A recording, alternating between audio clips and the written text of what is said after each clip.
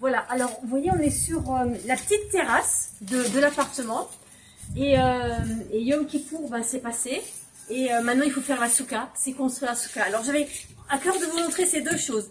D'abord, ce bâton. Est-ce que vous avez vu la taille de ces épines là? Parce que ça, il faut quand même le voir. Ces épines. Voilà. Et ben, vous savez, quand on a ramassé ce bâton, je sais même plus trop qui l'a ramassé. L'autre jour, vous savez, quand je l'ai mis, elle me dit, Seigneur, mais c'est tellement moi ce bâton. Et vous savez ce que le Seigneur il m'a dit? Il m'a dit oui. Il est drôle, hein. Attendez, j'avais mon masque. Il a dit oui. Il est tellement drôle.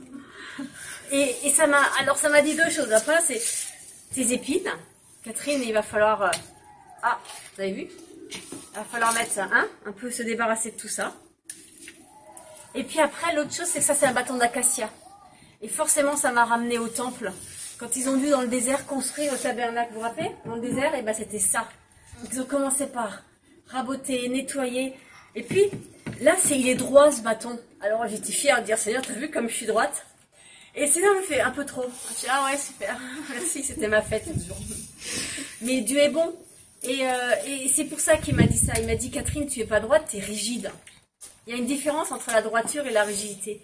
Trouve de la souplesse. Et j'ai beaucoup aimé cette parole de Dieu sur ma vie. Alors j'avais envie de vous poser une question. À vous les jeunes là qui êtes là, vous êtes quel bâton dans cette histoire? Parce que là on a plein, regardez. Vous êtes quel bâton? Il y a celui-là. Il y a celui-là.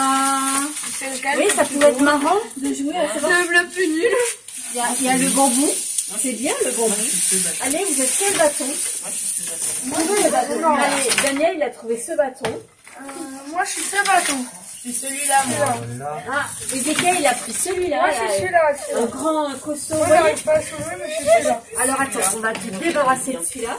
Tu vois, c'est un bâton qui est encombré. C'est rigolo, hein. On fait tout ce qu'on peut raconter. Je vais vous faire une prédication de 3 heures sur les bâtons. Quel bâton je suis. Et Seigneur, parle-nous au travers de ça. Oh, moi, je suis lui. Ça, c'est bien Sam. Pas une épine et tout en finesse. Ouais. Ça, c'est vrai. Ah, c'est ça. Mon bâton, il casse ton. Il y a beaucoup de... Daniel, ta douceur, vous noterez. Vous remarquez que c'est pas tout à fait droit d'ailleurs. Moi, c'est pas du tout droit. Moi, il est... Ezekiel, c'est pas droit, mais alors qu'est-ce qu'il est solide son bâton? Et moi aussi. Et ouais, tu as raison. Tu as raison, ton bâton, il est vraiment chouette. Par contre, tu sais quoi? Eh ben, je pense que quand même, tu le tiens à l'envers. Oui. Vas-y, mets-le voir de l'autre sens, Mathis. Moi, je sais. Tu vois, et c'est important, c'est marrant comme tout. Bah, moi, comme parfois, il suffit de remettre les choses dans un autre sens. Et t'as vu? Qu'est-ce que t'en penses, Mathis, de ton bâton dans ce sens-là? Il est mieux et plus solide, on dirait. Et voilà, il est mieux et plus solide. Et vous avez vu? Viens voir, Mathis, ton bâton. Là. Laisse-le. Et ben là, on peut mettre, on peut s'appuyer sur ton bâton. Et Ezekiel, pareil, vous avez des bâtons sur lesquels on peut s'appuyer. Et voilà. Voilà, ça c'est chouette. Moi, je suis un Pas bâton trop, hein, qui on va. mettre en bas, ça va tellement il est. Allez, on va Je fais un bâton qu'on peut jeter au feu. En bas, c'est pas trop. Et qui réchauffe. Alors, ça, mettre un bâton qu'on peut jeter au feu et qui réchauffe.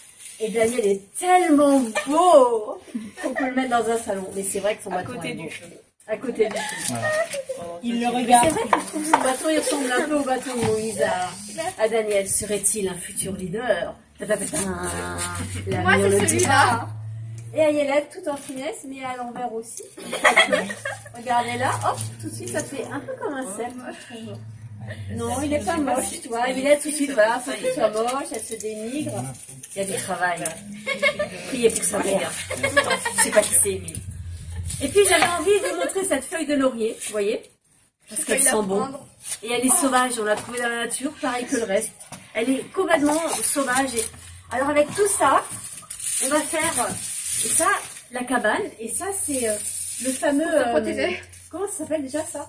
Bambou. Ah oui, le bambou, merci Ezekiel. C'est le fameux bambou que j'ai ramassé ce matin. Ça va faire le toit. Et bien maintenant, avec tout ça, où rien n'est droit, où rien n'a priori ne va ensemble, il n'y a pas de logique, il n'y a pas de... Il va falloir faire une cabane. Il va falloir la faire... Ouais, une méga cabane. Et il va falloir la faire ensemble. La meilleure des cabanes. 3, 2, 1, partez! Allez, on est parti pour la cabane. On laisse le bateau, je fais peur. Alors déjà, moi, j'ai un bâton.